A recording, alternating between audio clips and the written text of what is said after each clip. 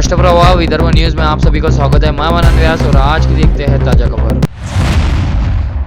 पारिवारिक कलह के कारण पति ने पत्नी के चेहरे पर एसिड फेंका। इसमें पत्नी गंभीर रूप से झुलस गई और उसका इलाज जिला सामान्य अस्पताल में चल रहा है। यह घटना खोलापुरी गेट थाने के माड़ा कॉलोनी इलाके के एक अपार्टमेंट में गुरुवार आधी रात के आसपास हुई। इस मामले में आरोपी पति के खिलाफ मामला दर्ज कर उसे गिरफ्तार कर लिया गया है। गंभीर रूप से झुलसी पत्नी की पहचान स्वाति शुभम आंधड़े और आरोपी पति की पहचान शुभम भास्कर राव आंधड़े के रूप में हुई है। शुभम अपनी पति स्वाति के साथ माड़ा कॉलोनी इलाके के एक अपार्टमेंट में रहता है। दोनों एक दूसरे के चरित्र पर संदेह करते थे और हमेशा एक दूसरे से झगड़ते रहते थे। गुरुवार रात को शुभम ने पत्नी स्वाति से 3,500 रुपए मांगे, लेकिन स्वाति ने पैसे देने से इनकार कर दिया। इसी बात को लेकर शुभम ने अपनी पत्नी स्वाति से विवाद किया और उसका मोबाइल फोन तोड़ दिया। स्वाति ने गुस्से में अपने पति शुभम की बाइक की हेडलाइट तोड़ दी। विवाद बढ़ा तो शुभम घर के बाथरूम से तेजाब ले आया और पत्नी स्वाति के चेहरे पर फेंक दिया। इसमें स्वाति गंभीर रूप से झुलस गई। वह मदद के लिए चिल्लाई। शोर सुनकर पड़ोसी वहां पहुंचे। पड़ोसियों ने घटना की सूचना खोलापुरी गेट पुलिस को दी। पुलिस तुरंत मौके पर पहुंची और गंभीर रूप से झुलसी स्वाति को जिला सामान्य अस्पताल में भर्ती कराया गया। इस घटना में स्वाति 13% जल गई और उसका इलाज चल रहा है। इस मामले में पुलिस ने आरोपी शुभम के खिलाफ मामला दर्ज कर लिया, उसे गिरफ्तार कर लिया है। आगे की जांच पुलिस उप निरीक्षक विजय गरुड़ कर रहे हैं।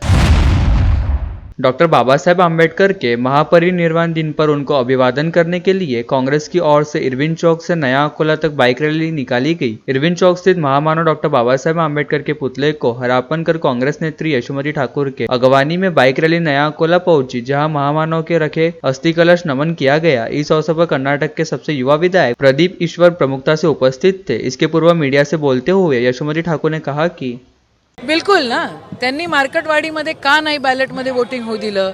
असे भरपूर सारे गावं आहेत जे आमच्याकडे पण आलेले आहेत, आपल्या मतदारसंघातले, आपल्या अमरावती जिल्ह्यातले आहेत। त्यांनी म्हटलं की आपल्याकडे पण मार्केटवाडीसारखं आपण घेऊया ना, मग नेमकं काय झालं ते कळेल। तर यांना भीती नव्हती, यांनी जर चोरी केलेली नाही आहे तर मार्केटवाडीमध्ये त्यांनी वोटिंग होऊ द्यायला पाहिजे होतं। आता काय काय जुमले होते हे नंतर लोकांना कळेल आणि किती जुमलेबाजी करून यांनी निवडणुका जिंकलेल्या आहेत हेही लोकांना कळेल। खरं लाडक्या बहिणींना सक्षम केलं पाहिजे। 21,2,100 रुपये असं त्यांनी जर म्हटलेलं आहे तर ते उद्यापासून सुरू व्हायला पाहिजे। पण आता ते म्हणतात की आम्ही डिसेंबरमध्ये सुरू, आता ते कट लावणार आहेत, आता या सगळ्या गोष्टी करणार आहेत। तर या सगळ्या गोष्टी करणार आहेत तर जनता त्यांना उत्तर देईल।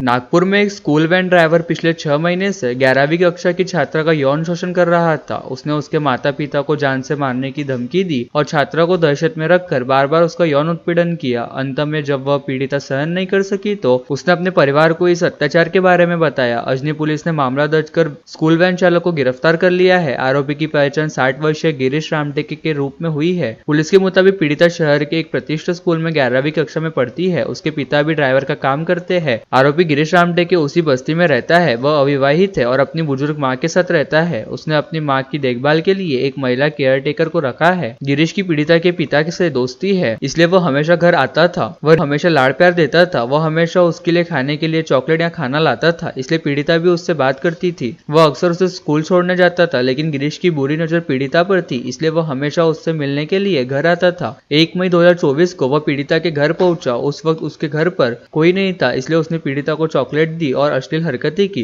गिरीश की हरकतें देखकर वह डर गई। उसने तुरंत अपना हाथ झटक दिया और घर से बाहर भाग गई। उसने उसे समझाया कि वह किसी को न बताए। कुछ दिन बाद वह पीड़िता के घर वापस आया। उसने घर में किसी के न होने का फायदा उठाया और पीड़िता के साथ जबरन दुष्कर्म किया तो पीड़िता डर गई और रोने लगी। गिरीश ने उसे उसके माता पिता को मारने की धमकी दी तो पीड़िता डर गई। उसने दुष्कर्म की घटना किसी को नहीं बताई, इसलिए उसने बार बार उसका यौन शोषण किया। गिरीश द्वारा पीड़िता के साथ बलात्कार करने के बाद उसका व्यवहार बदल गया। हालांकि माता पिता ने इस पर ध्यान नहीं दिया। वह गिरीश की बढ़ती प्रताड़ना को सहन नहीं कर पा रही थी। गिरीश ने करीब 6 माह तक उसका यौन उत्पीड़न किया। गिरीश के घर आने के बाद वह डरी रहती थी। आखिरकार मां ने उससे गंभीरता से पूछताछ की। वह रो पड़ी। उसने अपनी मां को बताया कि क्या हुआ था। इसके बाद उन्होंने अजनी पुलिस स्टेशन में शिकायत दर्ज कराई। पुलिस ने मामला दर्ज कर आरोपी को गिरफ्तार कर लिया है। उसने यौन उत्पीड़न की बात कबूल कर ली है। कोर्ट ने उन्हें 1 दिन की पुलिस हिरासत में रखने का आदेश दिया है। नागपुर में शराब पीकर दोपहिया वाहन पर स्टंट करते समय 2 युवकों की जान चली गई। फ्लाईओवर पर रेस करते समय बाइक अनियंत्रित होकर डिवाइडर से टकरा गई। इस हादसे में दोनों युवकों की मौत हो गई। घटना गुरुवार सुबह तड़के नरेंद्र नगर में फ्लाईओवर पर हुई। हादसे में मरने वाले युवकों की पहचान आदर्श रमेश समर्थ और आदित्य राकेश मेश्राम के रूप में हुई है। पुलिस के मुताबिक अर्जुन विश्वकर्मा, आदित्य मेश्राम और आदर्श समर्थ तीनों दोस्त है। तीनों बेरोजगार है और उन्हें शराब पीने की आदत है। आदर्श के खिलाफ थाने में केस भी दर्ज किया गया है। आदर्श के पास पल्सर बाइक है और उन्हें तेज गति से प्रतिस्पर्धा करने की आदत है। उसे हमेशा फ्लाईओवर पर स्टंट करने की आदत थी। गुरुवार की सुबह 2 बजे आदित्य और आदर्श दोनों पल्सर बाइक पर जबकि अर्जुन एक्टिवा पर घूमने निकले। वे नरेंद्र नगर फ्लाईओवर पर स्टंट फिल्माना चाहते थे, इसलिए तीनों 2 बाइक पर फ्लाईओवर पर पहुंचे। इसमें आदर्श नशे में था। उन्होंने अर्जुन से स्टंट करते हुए उनकी तस्वीर और वीडियो लेने को कहा। योजना के मुताबिक आदर्श और आदित्य पल्सर पर सवार हो गए। आदर्श ने स्मूथ बाइक चलाकर स्टंट करने की कोशिश की, हालांकि फ्लाईओवर के बीच में उसने बाइक से नियंत्रण खो दिया, जिससे बाइक डिवाइडर से टकरा गई। इस टक्कर में दोनों बाइक में फंस गए और करीब 200 मीटर तक बह गए। इसी दौरान उसके सिर पर डिवाइडर की मार लगी। अर्जुन, जिन्होंने मोबाइल फोन से फिल्म बनाई, तुरंत भाग गया। इसके बाद फ्लाईओवर से गुजर रहे एक वाहन चालक को रोका गया। इसी बीच प्रतापनगर थाने के उप निरीक्षक सतीश बोले दलबल के साथ वहां पहुंचे।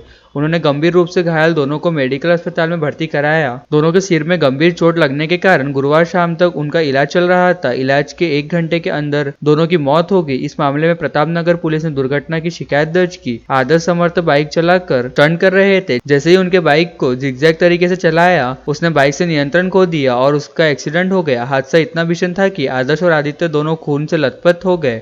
ये सब एक बिल्डिंग के सीसीटीवी में कैद हो गया। पुलिस ने सीसीटीवी फुटेज जब्त कर लिया है और आगे की जांच कर रही है।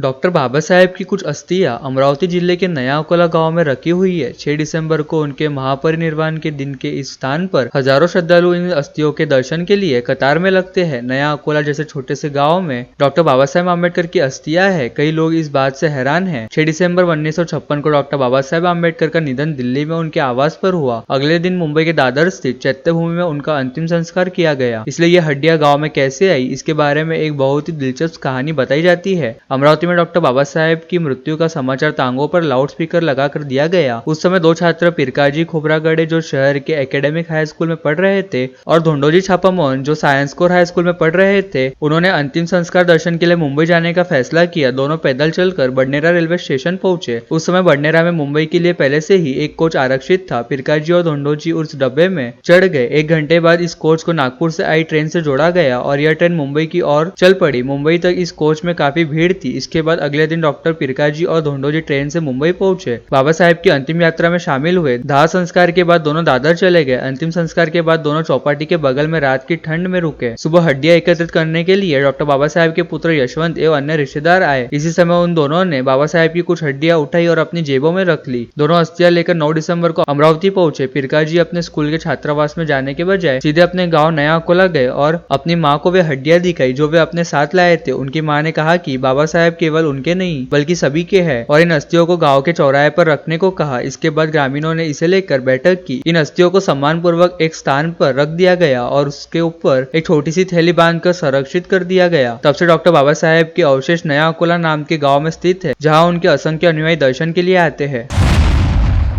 महानगर पालिका ने शहर के दुकानों और प्रतिष्ठानों पर मराठी देवनागरी लिपि में नेम प्लेट लगाना अनिवार्य कर दिया है। प्रशासन ने ऐसी नेम प्लेट नहीं रहने वाली दुकानों व प्रतिष्ठानों पर कार्रवाई करने का निर्णय लिया है। नगर निगम ने शहर में दुकानों और प्रतिष्ठानों पर मराठी देवनागरी लिपि में नेम प्लेट लगाने के निर्देश संबंधितों को दिए हैं। महाराष्ट्र दुकानें और प्रतिष्ठान नियम 2018 के प्रावधानों के अनुसार प्रतिष्ठानों की नेम प्लेट पर मोटे अक्षरों में मराठी देवनागरी लिपि में होना अनिवार्य है। दुकानों एवं प्रतिष्ठानों के बोर्ड पर प्रथम दृष्टया देवनागरी लिपि अर्थात प्रारंभ में मराठी भाषा में लिखना आवश्यक है। साथ ही अगर किसी अन्य भाषा में नाम लिखना है तो उस भाषा की तुलना में मराठी में नाम बड़े अक्षरों में होना चाहिए। राज्य भर में सरकारी कार्यालय और विभिन्न संस्थान के नेम प्लेट पर अंग्रेजी के बढ़ते प्रचलन को देखते हुए राज्य सरकार द्वारा मराठी में नाम सख्ती के लिए अब तक 9 परिपत्र निकाल चुके हैं। समय समय पर कानून बनाकर परिपत्र जारी किए गए, लेकिन उनका भी क्रियान्वयन न होने से शिकायतकर्ताओं की संख्या बड़ी अदालतें और सुप्रीम कोर्ट तक मराठी में बाध्यता के लिए याचिका दायर की गई। अंततः सर्वोच्च न्यायालय न्यायालय ने राज्य में मराठी बोर्ड के लिए सभी न्यायालय प्रतिष्ठानों को 25 नवंबर 2023 तक की समय सीमा दी गई थी। शहर की कई प्रमुख सड़कों के साथ बाजारों पर अभी भी अंग्रेजी प्लेटों का बोलबाला है, जबकि महानगर पालिका प्रशासन अभी भी इस विषय पर उदासीन दिखाई दे रहा है। खासकर राजनीतिक दल भी बोर्ड को लेकर उदासीन है। राज्य सरकार द्वारा वर्ष 2011 में मराठी भाषा की सख्ती की है। इसके बाद आधे 2015 में संशोधन किया गया। बोर्ड बनाते समय बोर्ड को अंग्रेजी की जगह मराठी में बनाने का कानून लागू किया गया है। मुंबई, ठाणे शहरों में इस कानून को ज्यादातर जगहों पर लागू कर दिया गया है, लेकिन अमरावती नगर क्षेत्र में इसकी अनदेखी की जा रही है। नागरिकों का कहना है कि मराठी की अनिवार्यता के लिए भले ही कई कानून है, लेकिन सिस्टम इन्हें लागू करने की दिशा में सिर्फ कागजी घोड़े ही नचा रहा है।